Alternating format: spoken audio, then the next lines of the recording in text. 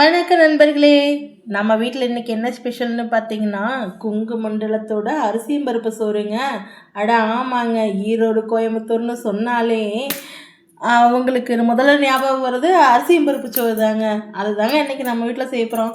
அப்புறம் வீடியோக்குள்ளே போகிறதுக்கு முன்னாடி நம்ம சேனலை மறக்காமல் சப்ஸ்கிரைப் பண்ணிக்கோங்க. வாங்க எப்படி செய்கிறதுன்னு பார்க்கலாம். நான் இன்றைக்கி குக்கரில் வச்சுக்கிட்டேன். நீங்கள் குக்கரில் வைக்கிறனாலும் வைக்கலாம், இல்லை வேறு பாத்திரத்தில் வச்சு செய்கிறனாலும் செய்யலாங்க. குக்கர் வச்சு எண்ணெய் ஊற்றி கடுகு, உளுத்தம் பருப்பு, கடலைப்பருப்பு போட்டு தாளித்து விட்டுக்கலாங்க. அது நல்லா பொரிஞ்சு வந்ததுக்கப்புறம் கருவேப்பிலை போட்டுக்கலாங்க. கருவேப்பிலை பொரிஞ்ச உடனே பச்சை மிளகா சேர்த்துக்கலாம். அப்படியே சின்ன வெங்காயம் நான் நிறைய கட் பண்ணி எடுத்துக்கிட்டேங்க. ஒரு 100 கிராம் வெங்காயம் இருக்கும். சின்ன வெங்காயத்தை நல்லா பொரிய வதக்கி எடுத்துக்கலாங்க. நல்லா செவன்னு வதங்கிடணுங்க. அந்த பொன்னிறமாக வரணும்னு சொல்லுவாங்கள்ல, அந்த அளவுக்கு வதங்கி வரட்டுங்க. அதுக்கப்புறமா நம்ம தக்காளி சேர்த்துக்கலாங்க. இந்த தக்காளி நல்லா வதங்கி வந்ததுக்கப்புறம் கொஞ்சமாக உப்பு, கொஞ்சமாக மஞ்சள்தூள் போட்டு நல்லா வதக்கி விட்டுக்கலாங்க. தக்காளி நல்லா கரைஞ்சி வரட்டுங்க. கரைஞ்சி வந்ததுக்கப்புறம் நம்ம கழிஞ்சு வச்சுருக்கோம்ல, 2 டம்ளர் அரிசிக்கு 1 டம்ளர் பருப்பு சேர்த்துக்கலாங்க. இல்லை உங்களுக்கு இன்னும் பருப்பு நிறையா போட்டு சாப்பிடணும்னு தோணுச்சுன்னா இன்னும் கூட பருப்பு நிறையா போட்டுக்கோங்க. நாங்கள் 2 டம்ளருக்கு 1 டம்ளர் பருப்பு போடுவோங்க. இன்றைக்கி நல்லா வதங்கி வந்ததுக்கப்புறம் அரிசியை போட்டுட்டு தண்ணி கரெக்டாக, இப்போ தக்காளியோட கிரேவியே அதில் இருக்குங்கிறதுனால நீங்கள் இப்போ 4 டம்ளர் அரிசி வச்சுருக்கீங்கன்னா 8 டம்ளர் தண்ணி ஊற்றுவீங்களே, அப்படி ஊற்ற வேணாங்க. ஒரு 1/2 டம்ளர் தண்ணி கம்மியாக ஊற்றுனீங்கன்னா தான் சாப்பாடு ஓரளவுக்கு பலன்னு வருங்க.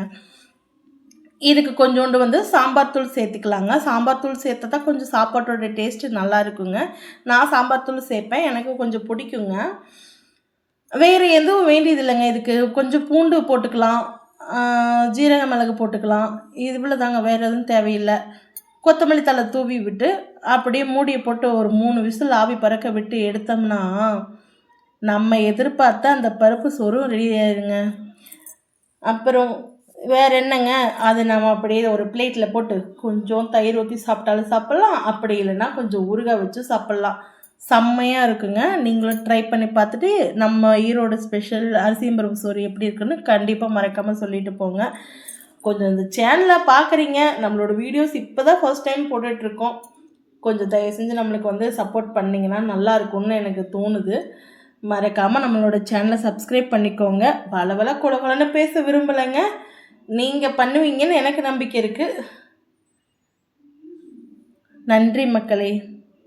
இப்போ அரிசியும் பருப்பு சோறு ரெடி ஆயிடுச்சுங்க. ஆவி பறக்கப்ப நெய் ஊற்றி அப்படியே கிளறி விட்டு அதை அப்படியே ஒரு பிளாட்டில் ட்ரான்ஸ்ஃபர் பண்ணி, பிளாட்டில் இல்லை, பிளேட்டில் ட்ரான்ஸ்ஃபர் பண்ணி அதை அப்படியே சுட சுட சாப்பிட நான் போகிறேங்க.